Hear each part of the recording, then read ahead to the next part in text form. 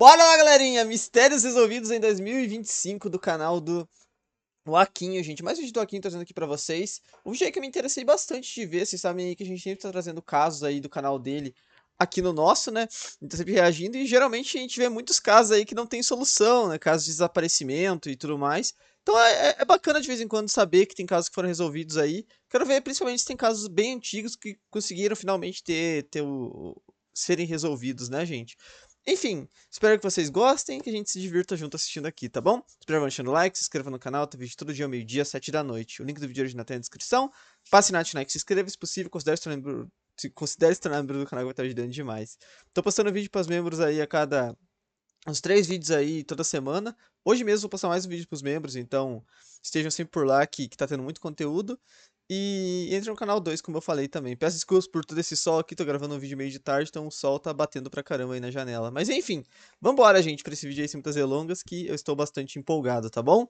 Bora! Pareceram condenados a nunca terem respostas. Parecem casos bem Casos antigos. esquecidos em arquivos empoeirados, enigmas científicos sem solução, desaparecimentos cercados de silêncio e teorias que dividiam opiniões no mundo inteiro. Mas 2025 marcou um ponto de virada, um ano em que a tecnologia, novas investigações e revelações inesperadas finalmente trouxeram luz a perguntas que assombravam a humanidade há anos e até séculos. Hoje vamos ver alguns desses casos. Ok, vambora! Não esqueça de se inscrever e deixar um like. Dito isso, bora para o vídeo.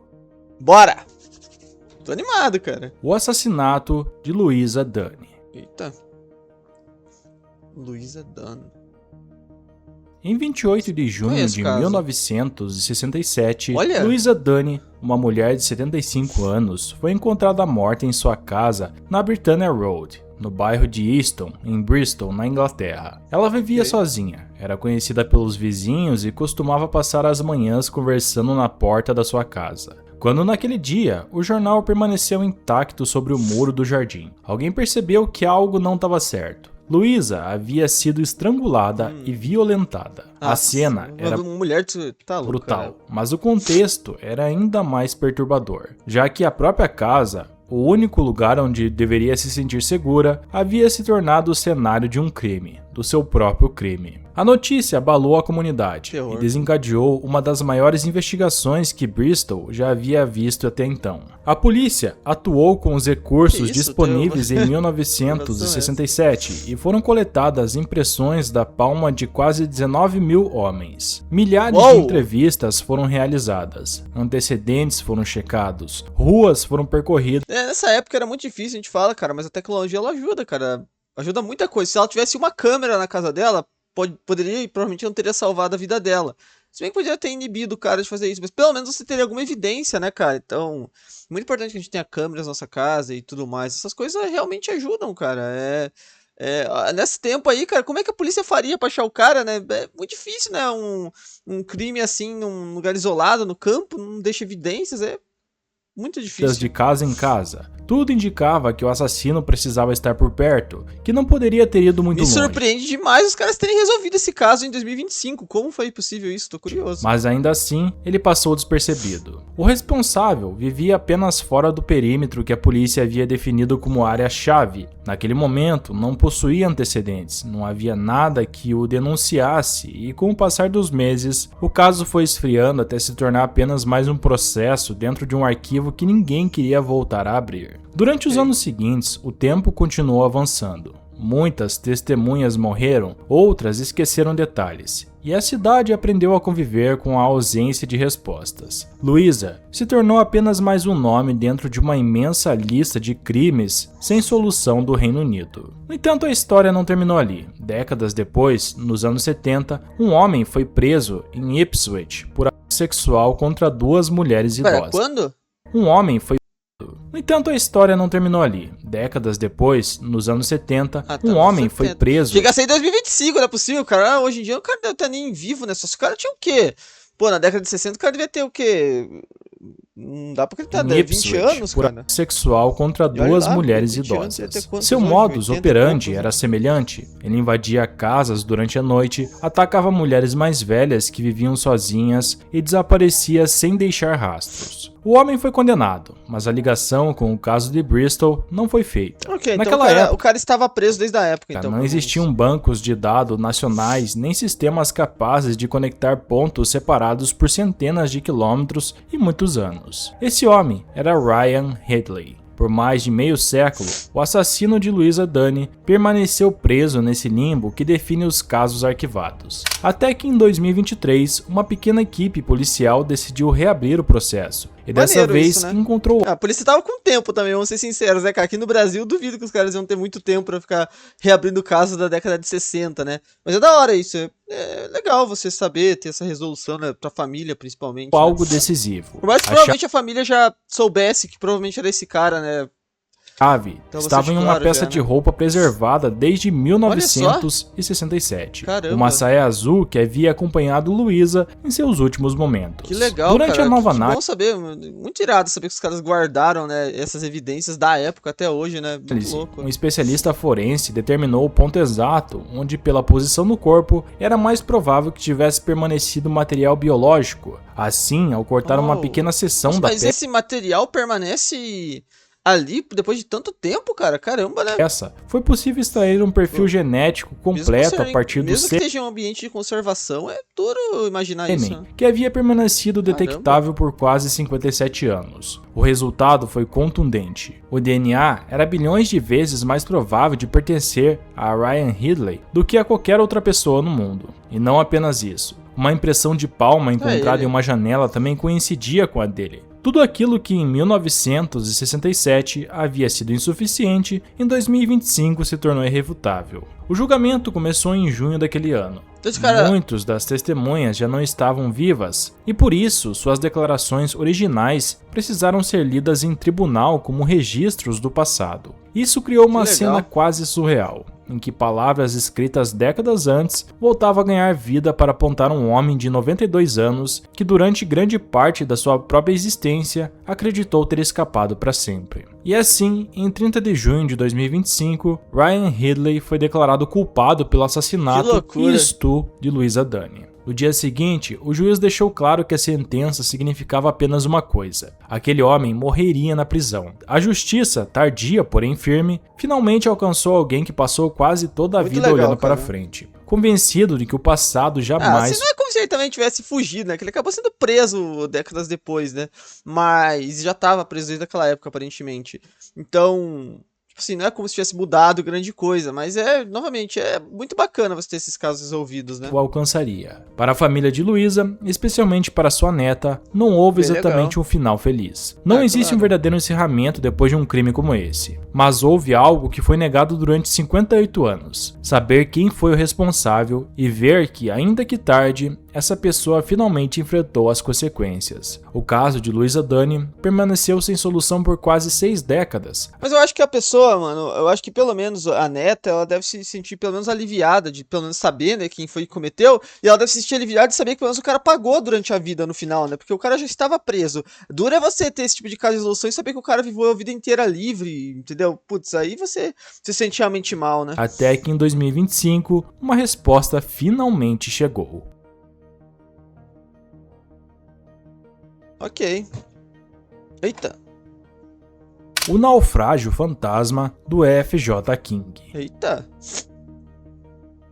Até onde eu me lembre, esse é um dos mistérios mais antigos de todos que eu vou falar. Um dos que nos leva até o lago Michigan, nos Estados Unidos. Um lugar que, a primeiro momento, é uma enorme extensão de água serena, quase imóvel em certos dias, mas sob a superfície se estende algo muito diferente. Um verdadeiro cemitério invisível, repleto de embarcações que nunca conseguiram voltar para casa. Como esses barcos afundaram ali, né? Durante o século XIX, essas águas foram uma das rotas comerciais mais importantes do país. Milhares de navios cruzavam os grandes lagos, transportando grãos, madeira, ferro e todo tipo de mercadoria. E com eles viajavam homens que confiavam que o clima, a madeira e a própria experiência seriam suficientes para retornar com vida. Mas muitos deles estavam enganados, e com o passar do tempo, dezenas de barcos ficaram presos em tempestades repentinas, afundando sem deixar rastros e formando uma paisagem oculta. Entre todos esses naufrágios, houve um que, com os anos, começou a se destacar. Não pela magnitude de sua tragédia, mas pelo quão impossível parecia encontrar esse local.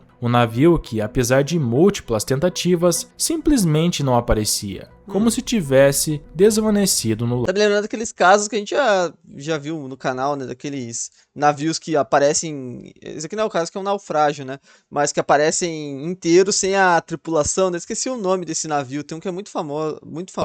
E esse navio seria o FJ King. Era um navio de madeira com 3 mastros, construído em 1867 em Toledo, Ohio. Durante quase 20 anos, ele navegou normalmente pelos Grandes Lagos, dedicado ao transporte de carga entre diferentes portos. Não havia nada estranho em seu histórico, nem acidentes prévios que fizessem imaginar que seu nome acabaria se transformando em uma lenda. Mas isso mudou na noite de 15 de setembro de 1886, quando em plena madrugada, o FJ King, que seguia de Escanaba, em Michigan, com destino a Chicago, carregado de ferro em frente à península de Dore, encontrou uma tempestade violenta, com ondas de vários metros que acertavam o casco do navio sem piedade. A madeira começou a ceder e, pouco a pouco, as juntas... barcão de madeira, né, cara? Eu tô pensando aqui, mas é muito louco, né, se pensar. Nessa época, os caras ainda usavam para transporte, sim, barcos de madeira, cara. O navio se abriu, permitindo que a água começasse a entrar. A tripulação passou horas tentando conter a inundação, bombeando sem parar, até que ficou evidente que o navio não resistiria por muito tempo. E assim, em meio à escuridão... Os caras também não tinham um bote nem nada, né? O capitão William Griffin ordenou o abandono da embarcação. Ô, louco! Não vai afundar junto com o navio? Os homens subiram no pequeno bote ao seguir... não, tá. Ok, se tinha bote... E começaram a remar em direção à costa, também, né? Observando como o navio ficava para trás, à mercê da tempestade. Da água, eles foram testemunhas de seus últimos momentos. O FJ King começou a afundar pela proa... será que o barco foi encontrado em 2025? Deve ter sido, né? Enquanto o vento e as ondas sacudiam o navio com violência, nesse instante final, a estrutura do convés traseiro se desprendeu, lançando os papéis do capitão a vários metros para o ar antes de desaparecer junto com o restante do navio no lago. Minutos depois, já não havia nada visível. Apenas escuridão e água. A tripulação conseguiu sobreviver, já que outra embarcação os resgatou e os levou até Bailey Harbor, onde o naufrágio foi registrado. No entanto, a partir desse momento começaram as contradições. O capitão afirmou que o navio havia afundado a vários quilômetros da costa, em águas profundas, mas poucos dias depois, o faroleiro da região garantiu ter visto os mastros de uma embarcação emergindo da água bem mais perto da terra firme.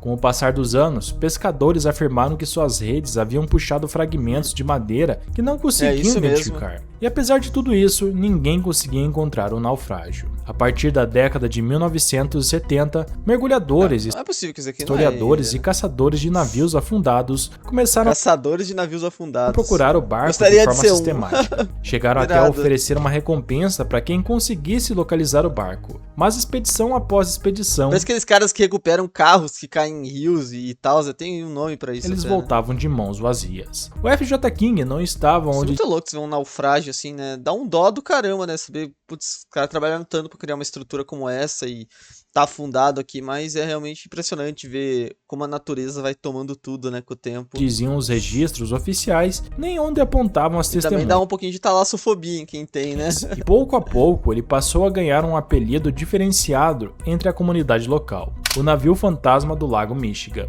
Assim se passaram mais de 100 anos, até que em junho de 2025, um grupo de historiadores e cientistas decidiu tentar revisar com tecnologia moderna uma área que em teoria já havia sido explorada inúmeras vezes. Então, se baseando em documentos históricos e no antigo testemunho do faroleiro, delimitaram uma área específica e começaram a rastrear o fundo do lago com um sonar. Apenas 2 horas depois de iniciar a busca, na segunda varredura do equipamento, uma silhueta apareceu na tela. Ela era alongada, definida demais para ser uma formação natural. Quando mediram o objeto, as dimensões coincidiram... Olha só, que louco, né, cara? Eu já tinha tomado tudo, né? Não sobrou nada. Os caras podiam tentar arrancar pelo menos aqui o mastro, qual é que é o nome disso daqui? O timão, né? O timão do navio e levar pra cima, exata, né, cara, com as do FJ King. O navio fantasma estava a menos de meio quilômetro do ponto indicado em 1886 pelo faroleiro. Por meio de veículos operados remotamente... Caramba, que da hora, né? Tem igual aqueles os pesquisadores desceram até o fundo do lago e observaram o casco pela primeira vez grande pra caramba, em 139 anos. Contra todos os prognósticos, o FJ King se encontrava praticamente intacto. E intacto é complicado, complicado, né? Depois de tanto tempo, um mistério Intacto que é parecia forte. impossível de resolver finalmente chegou ao fim. Além disso, ficou claro que essa busca se prolongou não porque o navio tinha mudado de lugar com o tempo, nem porque o lago ocultou ele de formas misteriosas, mas porque durante décadas ele foi procurado no lugar errado. Hoje, o FJ King já não é mais apenas uma lenda, mas uma peça da história que foi recuperada.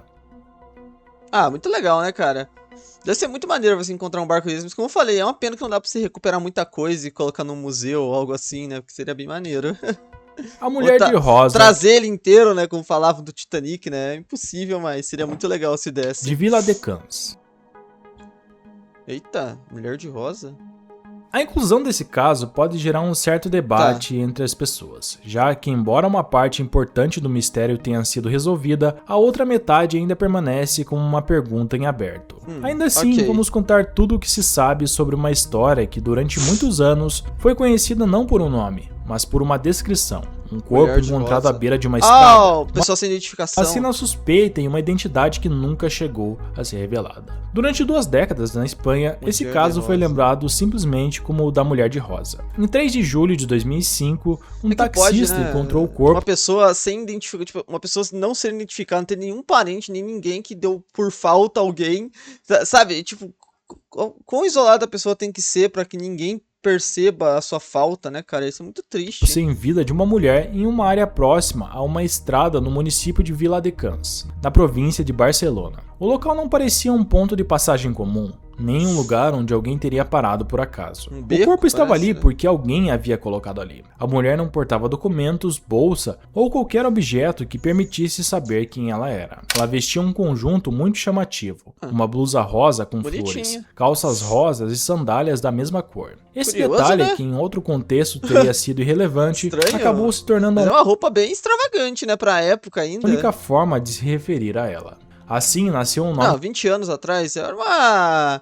Qual que era a idade dela pelo qual o exatamente? caso seria conhecido durante anos. Desde o primeiro momento, os investigadores consideraram a morte suspeita. Os indícios Era apontavam que o recente, corpo né? Eu tô parecendo... Parece que 20 anos foi década de 70, né, cara? Ainda tô com isso na cabeça. Pô, 20 anos atrás era anos 2000, né, havia cara? sido Pô. levado até o local do Era uma roupa de patricinha das Meninas achado Malvadas. várias horas após o falecimento, aproximadamente cerca de 12 horas depois. Não se tratava de uma morte acidental ou de um colapso repentino em via pública. Algo havia acontecido Então, e a roupa, é interessante da roupa, porque ela não era uma sem-teto, claramente. Não era alguém assim, né, cara? Era alguém que aparentemente tinha algum dinheiro pra comprar essas roupas e tal, né? Então, é curioso, né? Ninguém ter dado por falta ela, antes, né? em outro lugar. Apesar das investigações iniciais, A não ser que as pessoas que fizeram isso com ela sejam as únicas pessoas que ela conhecia foram as pessoas que fizeram isso com ela. não foi possível estabelecer sua Pega a visão. identidade. Não houve correspondências em bancos de dados nacionais, nenhum familiar apareceu e ninguém registrou seu desaparecimento na Espanha. Também não foram encontrados Mas qual que era o estado do corpo? vínculos claros com o entorno imediato. Era como se aquela mulher Dá pra ver simplesmente bem não ela? existisse em nenhum registro acessível naquele momento. Foi assim que o caso permaneceu em aberto, mas sem avanços. Durante anos, a Mulher de Rosa continuou como um nome provisório dentro dos arquivos policiais. Houve tentativas de identificá-la por meio de registros locais, bancos de dados de pessoas desaparecidas e consultas internacionais, mas nada disso trouxe resultados. O processo nunca foi oficialmente encerrado, embora com o passar do tempo tenha sido relegado a segundo plano, preso naquele ponto intermediário em que não surgem novas pistas, mas tampouco existem respostas definitivas. No entanto, essa situação mudou quase 20 anos depois. Em 2023, o caso foi incorporado a uma iniciativa internacional coordenada pela Interpol, conhecida como Identify Me. O objetivo da campanha era identificar Olha só o rosto dela, que interessante, cara. mulheres encontradas mortas em diferentes Não, pera, mas é essa mesmo? Não, não é essa. Aqui é em Berlim, pô. países europeus em que a identidade ainda permanecia Que legal. desconhecida. Interessante Muitas a ideia. delas em contextos de violência Nossa, são imagens muito assustadoras, né, cara? Assim, muito dark, né? Até pelo peso que elas carregam, mas mesmo só as fotos já causam uma coisa ruim na gente, né? ou em Olha circunstâncias essa, careca. não esclarecidas. Pela primeira vez, a Interpol decidiu tornar públicas as chamadas notificações negras, compartilhando informações biométricas, reconstruções faciais, Ah, eu acho isso maneiro. Eu não vejo por que você esconderia esse tipo de coisa nos dias atuais, né, cara, de casos tão misteriosos, assim, que você não tem muito o que a polícia possa fazer pra tentar chegar mais próximo, né? Não vejo sentido, eu acho que ela vai atrair coisas boas, né? Impressões digitais e detalhes dos casos, tanto com forças policiais quanto com a população. Como parte desse programa, as impressões digitais e perfis genéticos foram compartilhados com forças de Eu queria ver o segurança dela, de mano. quase Será que ele vai 200 mostrar? países. A intenção não era resolver homicídios de imediato, mas algo anterior é fundamental: saber ao menos quem eram essas mulheres. Quem são as pessoas, Foi né? nesse contexto que em 2025 ocorreu um avanço Olha desse só, cara, caramba.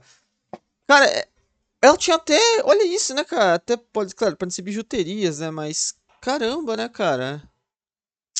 Que coisa, cara. Que ela era jovem ainda, aparentemente, então mesmo.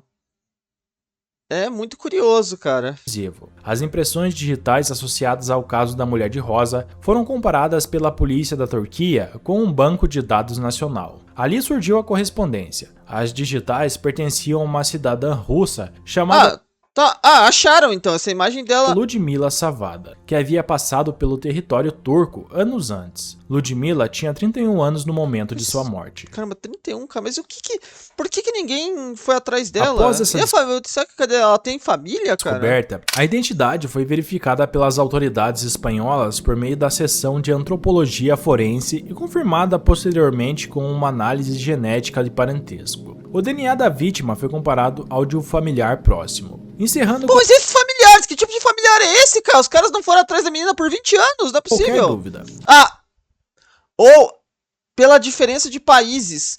Mas eles não saberiam que ela tinha ido pra Espanha, né, cara? Pô, curioso, né? Ela não falou pra ninguém que tava viajando pra esses países. A confirmação oficial chegou em setembro de 2025. Depois de quase 20 anos, a mulher de rosa finalmente teve um nome. No entanto, como mencionado anteriormente, esse avanço não significou o Não encerramento se descobre por que fizeram isso com ela, né? De forma alguma, mas do caso. pelo menos As você autoridades sabe quem é. espanholas deixaram claro que identificar a vítima não equivale a resolver sua morte. Até hoje não há presos nem uma hipótese conclusiva sobre o que aconteceu. Não se sabe onde ela morreu, quem esteve com ela pela última vez, nem porque seu corpo acabou abandonado à beira de uma estrada. loucura, Hoje né, cara? sabemos que se tratava de Parece um crime de um serial killer ou algo assim, né, Ludmila cara? Zavada, e sua identidade deixou de ser apenas um apelido para passar a ocupar um lugar real dentro desses registros. Mas o processo, infelizmente, ainda permanece incompleto. Mas ainda assim, eu acho muito assustador o fato da família não ter, pô, pelo menos tentado, sei lá, né, cara? Ela não tinha esse contato com a família de falar, ó, tô viajando pra Espanha aqui. Ou será que ela foi sequestrada na Turquia e levada pra Espanha? Também pode ter sido algo assim, né? Então a família tava procurando os lugares errados, né? Sei lá, né, cara? Curioso pra caramba. O cachorro de Too Much. Too much. Antes de a gente ver esse caso do cachorro, por favor, deixa o like, se inscreva no canal, não custa nada, você vai estar me ajudando muito, tá bom? Faz isso por mim. Depois de tudo que a gente viu até agora, esse caso é um pouco mais Pô, tranquilo eu acho que isso não é um cachorro, que os não. outros, mas isso não significa que seja menos interessante. Ah, não, acho que é assim, cara. Na Um verdade, husky. ele ajuda a reconstruir Isso não é uma um parte cachorro. fundamental da história da humanidade. Em Eita. 2011 e Ok, interessante. 2015, em uma região remota do norte da Sibéria, próxima ao rio Tumat, foram encontrados os corpos congelados de 2 pequenos filhotes. Eles estavam enterrados no permafrost, perfeitamente Oh, preservados, ok. com o pelo, os dentes e até os órgãos internos em um estado surpreendente. Desde o primeiro momento, O permafrost aí é o maior amigo da paleontologia, né, a cara? descoberta chamou a atenção da comunidade científica e também Isso é do insano, público em cara. A máquina geral do por um tempo. motivo muito simples. Aqueles animais pareciam próximos demais dos cães. Durante anos, a grande incógnita foi saber se tudo se tratava de lobos selvagens ou de alguns dos primeiros cães domesticados por humanos pré-históricos. Mas o que eles estão fazendo ali? Será que eles faleceram cedo e foram enterrados propositalmente ou simplesmente foram deixados ali, né? Uma Interessante. diferença nada pequena, já que se aqueles filhotes fossem cães, isso significaria que a domesticação canina teria ocorrido muito antes do que se acreditava, e além disso, em uma região completamente diferente da que normalmente é aceita como berço dessa relação. relação lá na entre Sibéria, humanos né? e cães. É estranho pensar que lá da Sibéria se espalhou pro resto do mundo, né? Depois de analisar os corpos, foram Não necessariamente, pode ter chegado ali posteriormente, né? Já tinha se espalhado de outro lugar, só que a gente não tem o registro fóssil disso, né? datados com cerca de 14 mil anos de antiguidade, uma época em 14 que os mil humanos anos. ainda eram caçadores, Não, coletores quantos? anos de Depois de analisar os corpos, foram datados com cerca de 14 mil anos de Não é antiguidade, tão antigo assim não, ô Aquinho. Eu não sei não, 14 mil anos já tinha homens da América já, né? O ser humano chegou na América há 26 mil anos, cara. uma época em que os humanos ainda eram caçadores, coletores e em que Se bem que os humanos da América não tinham cachorros, né? Eu nunca parei pensar nisso. Curioso, né? Curioso pra caramba. Quando o ser humano se espalhou para a América, ele ainda não tinha tido domesticado. a Caramba, linha entre o lobo e cão permanecia difusa. interessante. Por mais de 10 anos, o caso ficou preso nessa mesma ambiguidade. Alguns estudos sugeriam comportamentos compatíveis com a proximidade humana, enquanto outros apontavam que não havia evidências claras de domesticação. Em pouco tempo, os filhotes de tomate se tornaram um importante mistério científico. E isso porque, para quem não sabe, a domesticação do cão é um dos eventos mais importantes da história humana. Foi a primeira aliança entre a nossa espécie e um animal selvagem, uma relação que transformou a Interessante, né, cara? caça, a proteção dos grupos e mais tarde a própria vida cotidiana. Saber quando e como isso aconteceu é uma das grandes questões da arqueologia Até que. e da biologia evolutiva. Durante anos, Não vou falar nada. esses restos permaneceram armazenados, aguardando que a Eu ia tecnologia falar que até porque aquela moça ali da época das cavernas tá bem conservada, né, cara? Eu fosse imaginava ela capaz de mais, oferecer né? uma resposta mais clara. Essa resposta finalmente chegou em 2025.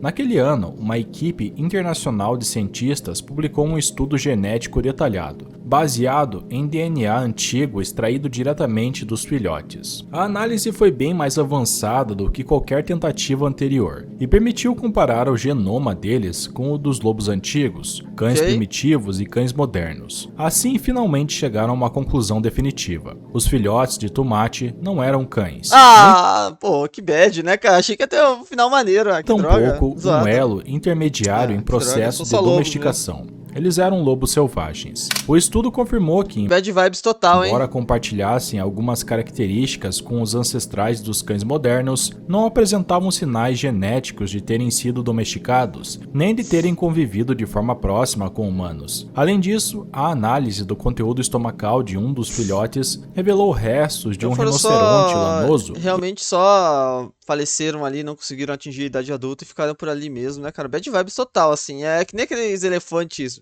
aqueles mamutes que se encontram no gelo, que geralmente são filhotes, né, cara? Que também é muito triste você pensar, assim, que eles são...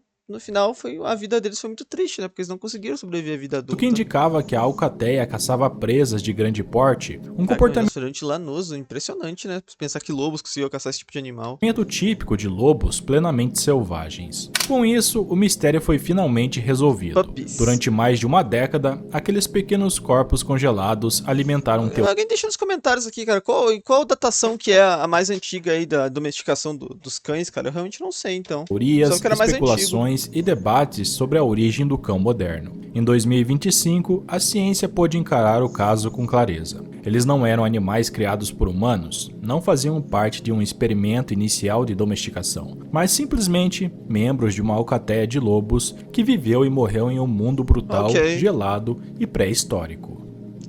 Uma história triste no final, mas faz parte, né? É assim que é, né? É a O caso realidade. de Janet Halston. Bora! Vários casos bem legais, cara. Interessante.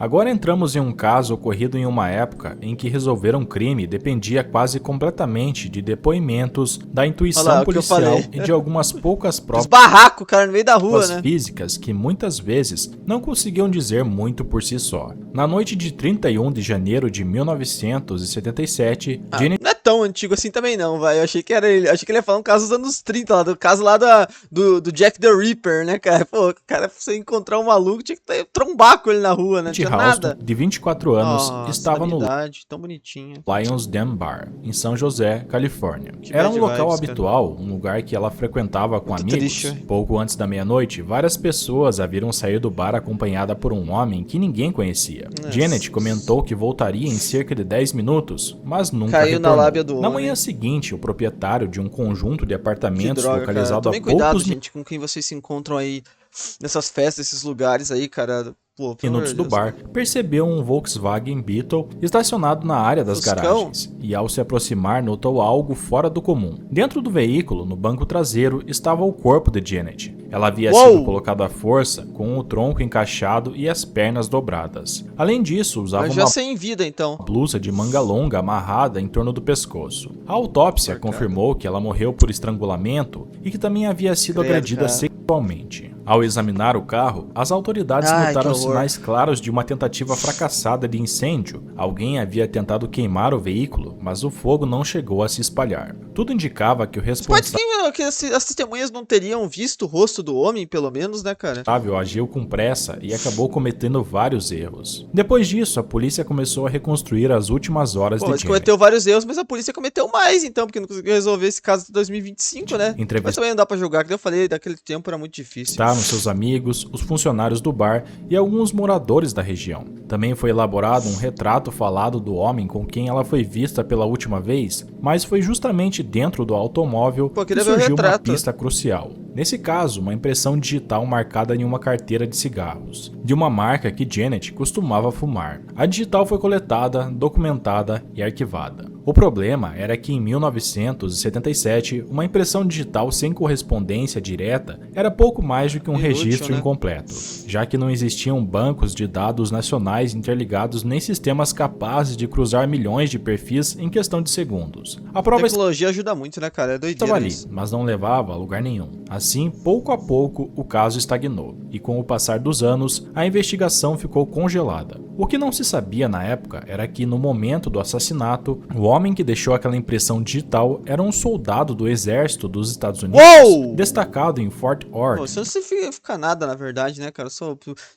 Infelizmente, aí você tem vários casos de soldados que fazem isso, né, cara? Principalmente soldados até dos Estados Unidos em outros países, né, A normalmente. pouco mais de 1 hora de São José. Seu nome era Que não era o caso nesse, mas... Willie Eugene Sim. Um ano após o crime, Sims foi condenado no condado de Monte Rey por agressão com a intenção Tá de cometer louco, homicídio em um caso diferente. Ele cumpriu pena na prisão e, ao ser libertado, deixou a Califórnia e se mudou para Ohio. Antes que o DNA começasse a ser coletado de forma sistemática e antes mesmo da existência de um banco de dados nacional. Por isso, quando a tecnologia avançou, ele já estava fora do sistema. Durante décadas, aquela impressão digital retirada da carteira de cigarros permaneceu armazenada, aparentemente sem utilidade, pelo menos até o ano de 2024. Foi então que os investigadores da Unidade de Casos Arquivados do Condado de Santa Clara tomaram uma decisão pouco comum: reprocessar todas as impressões digitais do processo no sistema do FBI, aproveitando uma atualização recente do algoritmo de busca, que permitia correspondências mais precisas e abrangente do que nos anos anteriores. Não se tratava de uma revisão de rotina, mas de uma última tentativa, e dessa vez o sistema apresentou um resultado. A impressão digital coincidia com a de Willie Eugene Sims. Com essa identificação,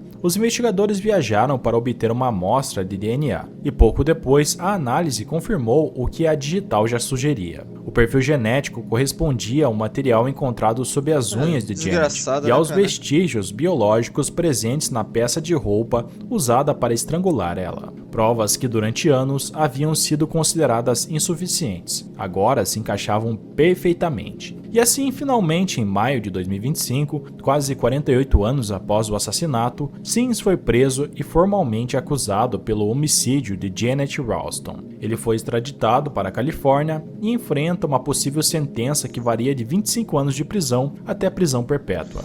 Mas assim, qualquer prisão que ele tirar vai ser perpétua, né, pra ele, já tem 69 anos. Pelo menos ainda vai pagar em vida, né, cara? Por pouco. A resolução desse legal caso não chegou por meio de uma confissão, nem por uma nova pista, mas por uma impressão de... Muito triste saber que o caso desse aconteceu. O cara passou tantos anos impune, né, cara? Provavelmente dando risada de tudo isso, digital que passou quase meio século esperando que a tecnologia fosse capaz de interpretar ela corretamente. E embora para a família de Janet isso possa representar uma forma de alívio, a dura realidade é que o filho dela, que tinha apenas 6 anos quando a mãe morreu, passou quase toda a vida sem saber quem foi o responsável. A justiça chegou, mas chegou tarde. Não mudou o que aconteceu em 1977. Não apagou a ausência de uma filha e de uma mãe, nem devolveu nada do que foi perdido.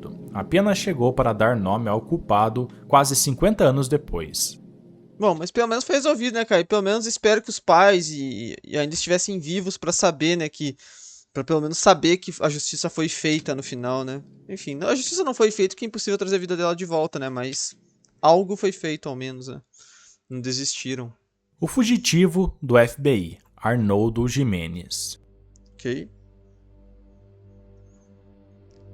Vamos ver se esse último caso aqui vai ser um caso mais feliz, né, cara? Porque os casos estão bem bad vibes, Nessa né? lista, entramos agora no caso mais recente e também o que levou menos tempo para ser resolvido. Aqui a pergunta não era o que aconteceu, quem foi o culpado ou quais teriam sido as motivações. Tudo isso já estava claro desde o início. A única incógnita real era o paradeiro de uma pessoa. E essa dúvida finalmente foi solucionada. Estamos falando do caso do Arnoldo Jimenez. A história começou em maio de 2012 em Illinois. É um nome muito engraçado também, né? No dia 11 daquele mês, Arnoldo Jimenez e Estrela Carreira, de 26 anos, se casaram em uma cerimônia civil realizada. O nome dela é Estrela Carreira, de 26 anos, se casaram em uma cerimônia civil realizada em Chicago. Após o casamento, comemoraram com familiares e amigos, e nada parecia fora do comum. No entanto, na madrugada do dia 12 de maio, quando o casal voltou para casa, ocorreu a tragédia. De acordo com a investigação, durante o trajeto, houve uma discussão intensa e já no apartamento do casal, localizado em Burbank, Illinois, Jimenez atacou Estrela Carreira e a esfaqueou ela múltiplas vezes. O cara faz isso com alguém que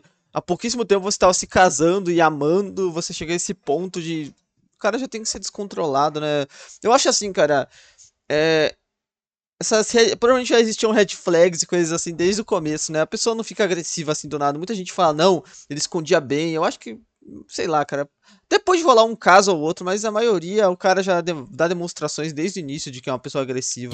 Mas muitas vezes você acaba, sabe, que você é apaixonada pelo cara, você acaba meio que, sei lá, não ligando pra essas coisas, né? Mas o corpo na banheira e fugiu do local. O cadáver foi encontrado 2 dias depois, e um detalhe tornou o caso particularmente perturbador desde o início. Estrela ainda vestia o traje que havia sido usado para celebrar o casamento. Meu Deus! Ainda naquele mesmo mês, as autoridades emitiram um mandado de prisão por assassinato em primeiro grau, e graças a registros telefônicos, foi possível reconstruir parcialmente a fuga de Jimenez. Ele deixou Chicago, passou pelo Tennessee e Arkansas, chegou ao Texas e por fim cruzou a fronteira para o México. Aí complica, tem que acionar a Interpol, Em questão de dias, havia desaparecido completamente. Durante anos, o rastro dele tinha sumido.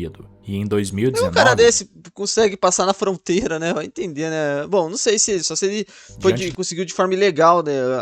Andando mesmo e não, tipo, pela imigração ali, como é que fala? Pela alfândega, da falta de novos avanços, o FBI tomou uma decisão pouco comum: incluir Arnoldo Jimenez na lista dos 10 fugitivos mais procurados. Caramba. Foi oferecida então uma recompensa que com o tempo chegou a $250 mil. As autoridades acreditavam que ele estivesse escondido no México, possivelmente em estados como Durango ou Tamaulipas, mas não havia provas conclusivas. O caso se transformou em uma caçada de longo prazo. Jimenez não era procurado apenas pelo brutal assassinato de sua esposa, mas também por ter conseguido escapar das autoridades por mais de 10 anos, se movendo fora do alcance dos sistemas norte-americanos e explorando as limitações da cooperação internacional daquela época. Tudo isso mudou no início de 2025. No dia 30 de janeiro, Arnoldo Jimenez foi localizado e preso em Monterrey, no estado de Nuevo León. A captura ocorreu sem violência. Será que alguém pegou essa recompensa ou não, né, cara? Resultado de uma operação conjunta entre o FBI, a Procuradoria-Geral da República do México e a Interpol. Assim, após quase 13 anos como foragido, seu paradeiro deixou de ser um mistério. A notícia foi confirmada oficialmente em 31 de janeiro de 2025. Jimenez permaneceu sob custódia no México, aguardando o processo de extradição para os Estados Unidos, onde deverá responder por homicídio em primeiro grau e evasão da justiça. Caso seja considerado culpado, poderá enfrentar uma pena que varia de 25 anos de prisão até prisão perpétua. Para a família de Estrela Carreira, a prisão não representa um alívio completo, mas sim um encerramento aguardado por muito tempo. Novamente, não dá pra trazer a vida dela de volta, mas é bom saber que ele foi preso e que ainda vai ter uma vida inteira pra pagar por isso, né? E que diferente do Brasil, onde ele só ia ficar preso por 15 anos e já ia sair, lá ele vai ficar pro resto da vida, né? Já que durante todos esses anos, eles viveram com a certeza de saber quem havia sido o responsável. mas sem a possibilidade de ver essa mesma pessoa responder perante a lei. Essa captura, embora não apague o crime, confirmou que a fuga não foi eterna. O caso se destacou por algo incomum nesse tipo de história. Não havia dúvidas sobre o culpado. Não surgiram teorias alternativas, nem hipóteses abertas por anos. Tudo estava claro desde o início. A única coisa que faltava era encontrar o responsável. E embora tenha levado tanto tempo, a justiça finalmente conseguiu. Ok. Bom, no final, pelo menos alguém aí que vai pagar pra valer na vida inteira, E né, cara? chegamos ao fim de mais um vídeo. Uou, né, gente? Muito louco, muito interessante esse vídeo. Espero que vocês tenham curtido aí, ter se divertido assistindo aqui comigo. Claro, não dá muito pra se divertir, né, vendo esses casos. É mais pra você... É interessante a gente saber essas coisas que rolaram e saber que a gente teve algum tipo de justiça nesse ano, tá bom? Se puder, deixa um like, se inscreva no canal. Tem vídeo todo dia, meio-dia, 7 da noite. Tamo junto. É nóis.